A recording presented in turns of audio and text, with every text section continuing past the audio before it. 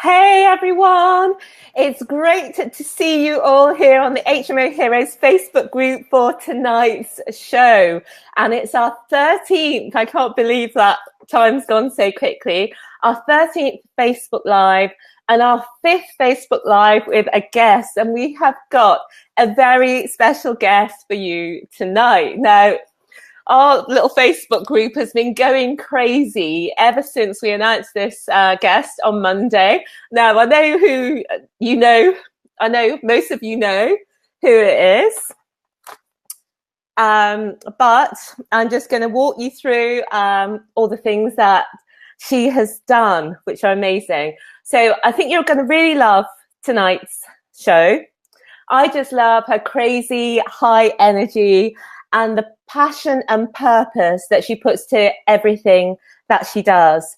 And she's achieved so much in the past 18 months that is literally jaw-dropping. And on top of all that, she's done all of it while having a family of 3 young girls aged 8 and under, little baby Freya, who's only 6 months now. And she's got Sienna Rose, who's 3, and Courtney, who's 8.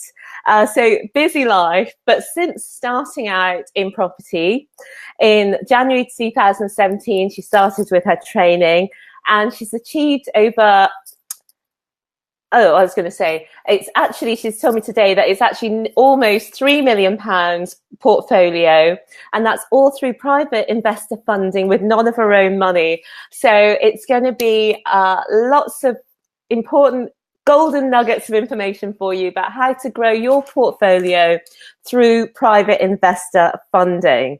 So this one's a bit like property gold dust. So as we go along, please, give us a thumbs up and just so that we know you're on. And if you have any questions, anything you want to know about investor funding or anything that we talk about, please just do ask in the comments. So now I want to welcome to the show HMO hero Trisha Pegg. Hey, Trisha. Hello. Hi, guys. Thank you for tuning in. You're all rock stars. Yeah, exactly. We've already had a few comments and highs, so I'm just going to see if I can give a few shout outs to, I'll have to come back. I'll have to come back to that. But thanks to everyone who's commented so far. So Trisha, let's just start at the beginning and tell us a little bit about you and how you got started in property. Yes. So I've always loved property, had a massive passion for it, but I was really busy working in my day job and normal life that we sort of learn to work hard to earn money. And I was in the corporate life, sales, believe it or not, for 12 years. So I was in the rat race doing that for a very long time. And I sort of got to the stage because we had Courtney. She was obviously about, 6 at the time, 6.5. And we sort of said, there's got to be more. There's got to be more to life than what we're doing at the moment, because I'm just spending all my hours working for somebody else's dream. Yeah. There's got to be more than this. Mm-hmm. So Mark was a builder as well. So he had an interest in property, but not as much as obviously me at that point in regards to, he was just like, yeah, let's earn money. Whereas I was like, I love these doors and these fireplaces. So he was like, well, what's the money? Let's have a look at that. And then we saw some courses come up, some training events and things on property and how to do it without your own money. And we were like, boom, let's do it. Yeah. So we went along, and that was in December 2016. And then in the January, we literally had 2 weeks between the Christmas and starting, and that was it. Yeah. My life began, I would say now. Wow. Okay. Just at that little break, I'm just going to say a few hellos because I can see we have had a few comments. I can see who you are now.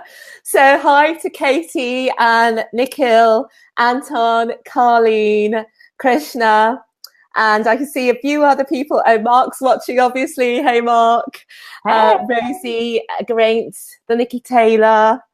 Anyway, so hi, guys. And please do, obviously, ask your comments and your questions as we go through.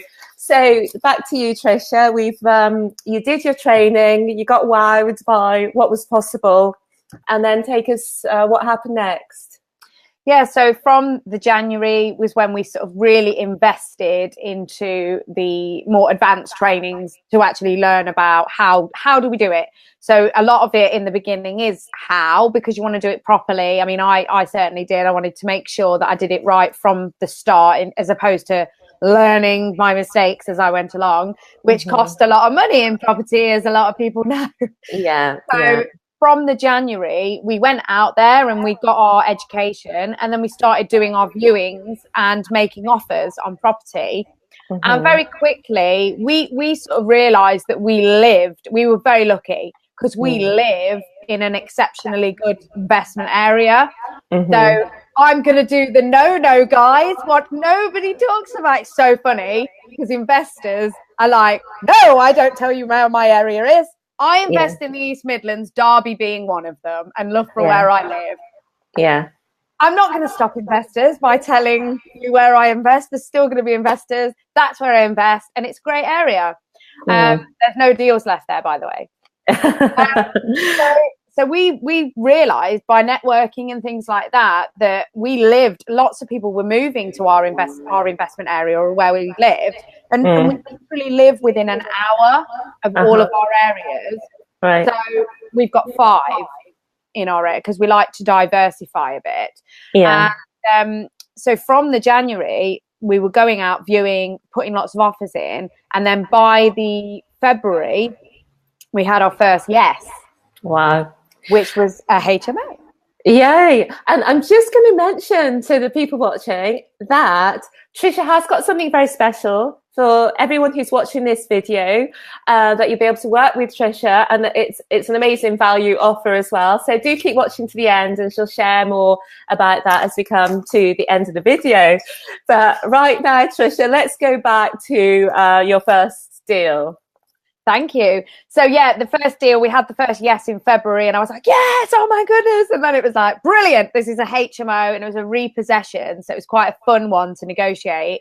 And because you know what banks are like. Yeah. And it was just the most beautiful property. We found a Minton floor that we could refinish.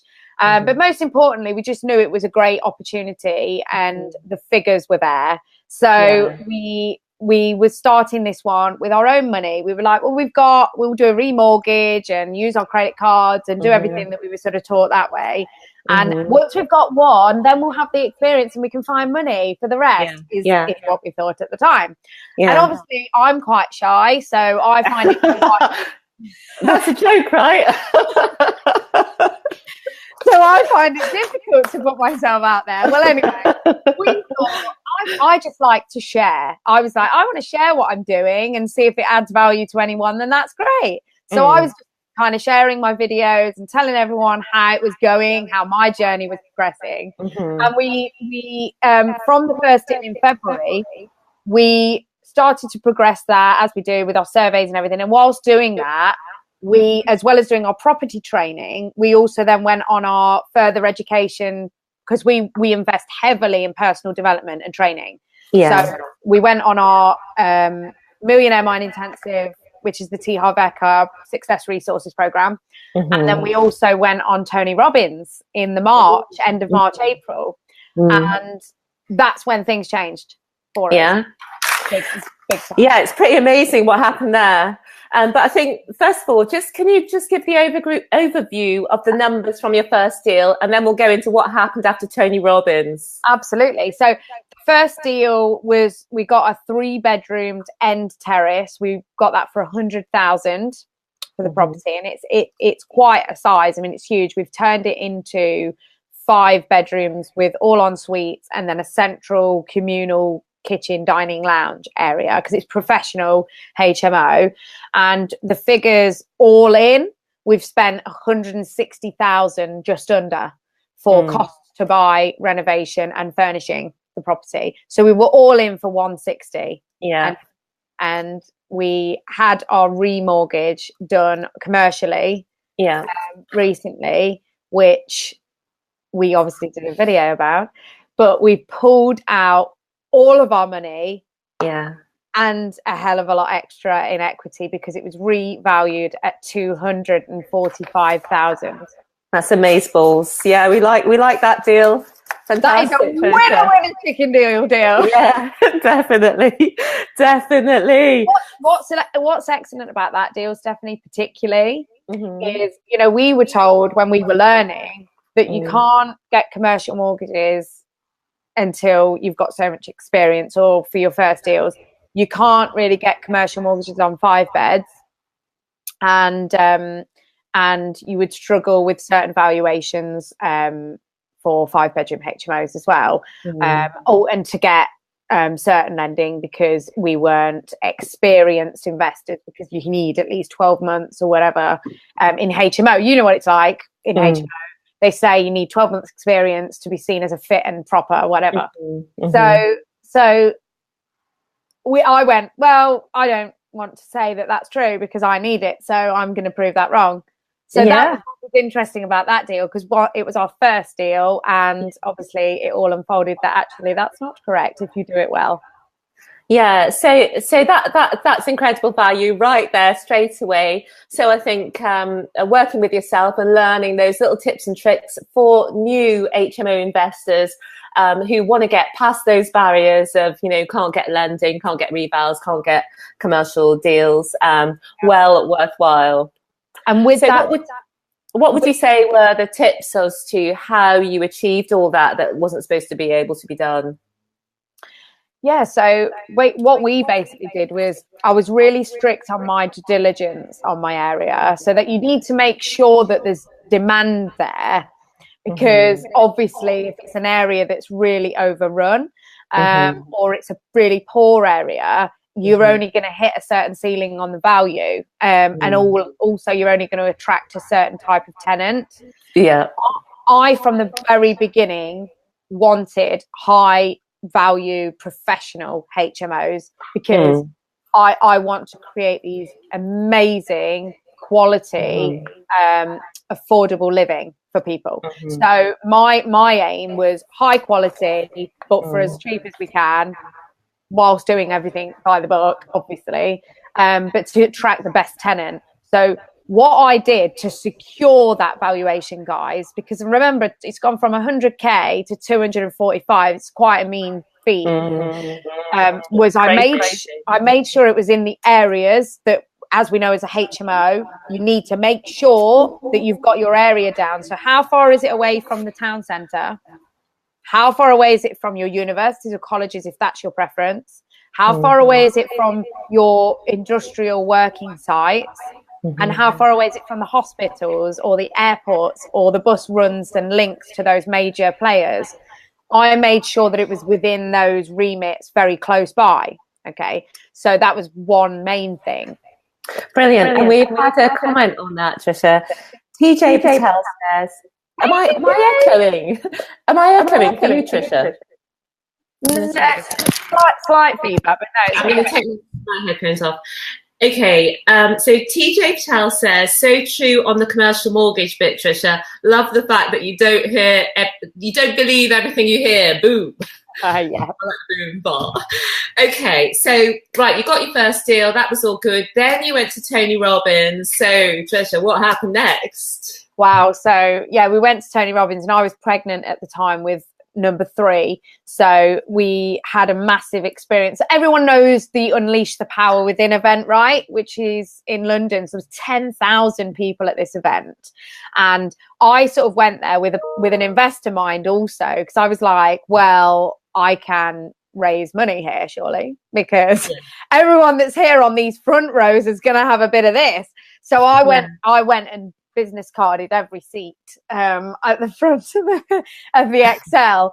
And what happened at this event was that Tony was like, why are you wasting your time? And I said, well, what do you mean wasting my time? And he said, why are you in your job when you don't want to be. You're literally sucking the life out of yourself by focusing on the wrong things. Do you believe that you can do this? And I said, yeah, I can do it. Of course I can. Well, then do it. Right. Okay. Wow. Well, when Tony Robbins tells you. So I came back on the Monday and I quit my job. I sacked my boss on the Monday. Wow. Immediately. I said, no, that's it. I'm leaving. This is what I'm going to do. And I'm going to do this. And believe me, guys, when you have to, you will.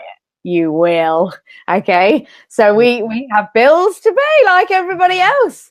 So I came back, took my action, said I was going to do it. So I had my integrity and said, I'm going to do this. So I will. I quit my job.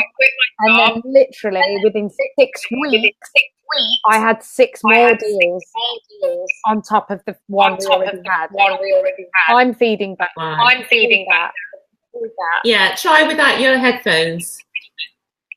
And while you're just doing that, Trisha, I'm just going to mention that we've had a couple of other comments. So Anton has asked the question, which I'll come to in a sec. And Rosie Cullen says, I've got 3 kids too, lucky number. And I've seen your kids, Rosie, absolutely gorgeous. So Anton's asked Trisha, what is your benchmark for how close you wanted the property to be to the town centre, hospital, etc.? That's a really good question. I always focus on within a mile. Yeah. Okay. I think if you're within a mile, you're sort of particular. Me, I think a mile is probably by a professional or cycling. Do you know what, Trish? The voice it's going. I'm not sure. Can you come out if you're a little bit closer to your computer? Does that help? Just say something again, and we'll just check. Hello. It's still a little bit feeding back. Yeah, that sounded. We'll just try it. But we need to work on another software. But for now, let's go into what happened next. 6 deals. You've got 6 deals. So the first one.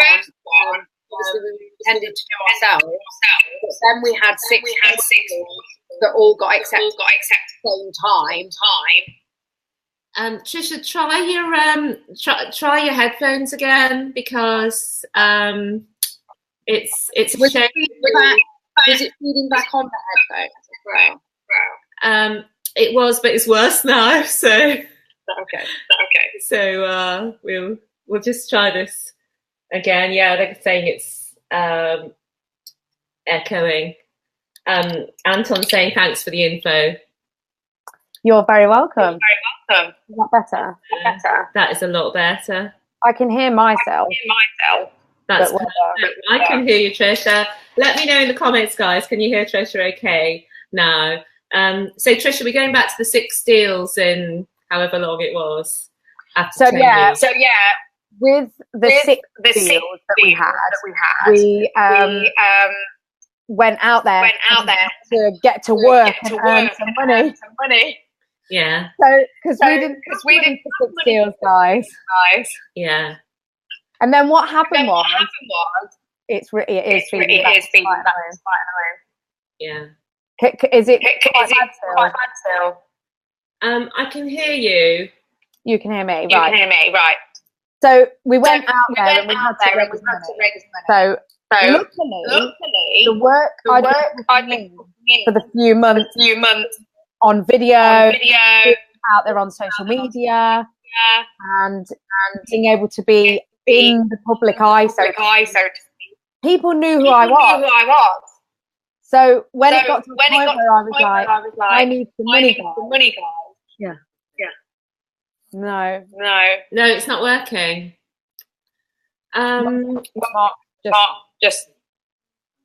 It's not open. No. Yeah, they're saying very bad. It was a particular got it open bad. Yeah, well, we've tried it with the speakers and with the headphones, without the headphones. You're not echoing. but I'm doing. Yeah, and you're the important one. It's not important if they hear me. So does it can ask the ability to go live from the page and invite somebody else? I think what we'll do is we'll cut off now, because obviously it's a bit pointless, and we're going to try to come back to you guys. Oh, let me put it back over to me. Sorry about the sound problems that we're having. What we're going to do is come offline, and then we're going to try to come back into the group and in another method, and hopefully the sound issues will be resolved then. So hopefully be back in a very few minutes. Bye for now.